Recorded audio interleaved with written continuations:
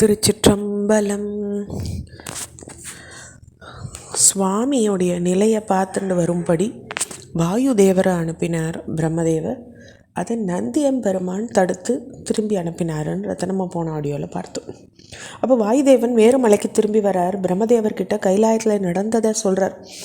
தேவர்கள் எல்லாரும் ஆண்டவனை துதித்து அருட்கோரிக்கையோட கைலாய மலைக்கு போகிறாங்க.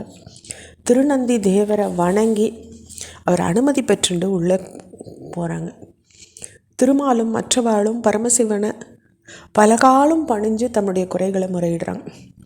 நோக்கினும் நுழைகளை நுவழுகின்றதோர் வாக்கினும் அமைகளை மதிப்ப ஒன்கிளை நீக்கரும் நிலைமையில் நிற்றி எந்தை நீ ஆக்கிய மாயமீ தருகிலேயே மரோ அப்படின்னு சொல்கிறது பாடல். அப்போ பெருமானே, நாங்கள் தேவரீரை நோக்கியும் கண்ணின் பார்வை நுழையலை. துதிக்கலாம்னு நினைக்கும்போது தேவருடைய பெருமை வாக்குக்கு அமையலை. நினைக்கவும் முடியல, உண்மை விளக்கவும் முடியல. நீர் அமைச்ச மாயத்தை என்னால் அறியவும் முடியலன்னு சொல்கிறாங்க தேவர்கள். அப்போ இருமையும் ஒருமையும் இரண்டும் ஒன்றிய ஒருமையும் அன்றென உலகம் யாவையும் பெருமையும் இயற்றிய பெரும நின் செயல் அருமறை யானவும் அரிதர் பாலவோ. அப்போ பொருள் ரெண்டுன்னு சொல்கிறது துவைத்தம், அது எல்லாம் ஒன்றுதான்னு சொல்கிறது அத்வைத்தம். ஒன்றாவும் இருக்குது பொருள், ரெண்டாவும் இருக்குதுன்னு சொல்கிறது விசிஷ்டாத்வைத்தம்.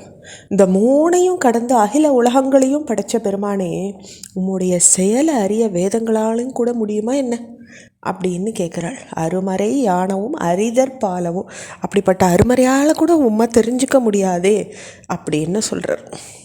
அடுத்த பாடல். உருவொடு தொழில் பெயர் ஒன்றும் இன்றியே பரவிய நீ அவை பறித்து நிற்பது விரவிய உயிர்க்கெல்லாம் வீடு தந்திடும் கருணைய தேயலால் கருமம் யாவதே. அப்போது உருவம், கருமம், பெயர் இப்படி ஒன்றுமில்லாதது எங்கேயும் பரவியுள்ள தேவரீர் நாமம் ரூபம், தொழில் இவற்றை மேற்கொண்டிருக்கு. உயிர்களுக்கு வீடு பேறு வழங்குகிற கருணையினால தான் இருக்குது. அதுக்கு அதோட செயல் என்ன? உயிர்களுக்கெல்லாம் வீடு தர்றது இல்லையா? விரவிய உயிர்க்கெல்லாம் வீடு தந்திடும். அப்போ சுவாமியால் மட்டும்தான் முக்தி அளிக்க முடியும், வேறு யாராலையுமே நமக்கு அதை கொடுக்க முடியாது. முன்னதின் முன்னென மொழிதும் மேயினில் பின்னதின் பின்னுமா பேச நிற்றியால் அன்னவை ஏயெனில் ஒழிந்ததல்லையோ என்னென நிர்ணயம் ஏற்றுகின்றதே. அப்போ முன்ன பொருளுக்கு முன்ன பொருள்னு சொல்கிறோமே, முன்னதின் முன்னென, முன்னை பழம்பொருட்கும் முன்னை பழம்பொருள் சுவாமி தான். பின்னை பழம்பொருட்கும் பின்னை பொருளாக, அதாவது புதுமையில் புதுமையாக விளங்க போகிறதும் சுவாமி தான்.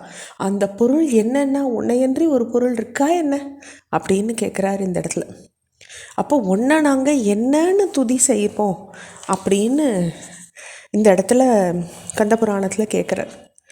அப்போது கச்சியப்ப சிவாச்சாரியார் இந்த இடத்துல சுவாமி தான் முன்ன பொருள், சுவாமி தான் பின்ன பொருள்னு சொல்கிறார்.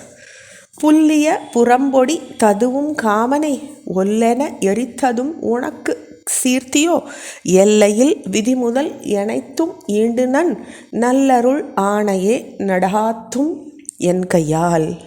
அப்போ அளவில்லாத படைப்பு முதலிய எல்லாத்தையும் உம்முடைய அருளாலேயே நடத்துன்றியே. அற்பமான திருப்புறங்களையும் மண்மதனையும் எரித்ததும் உமக்கு பெருமைதானா? ஒல்லென எரித்ததும்.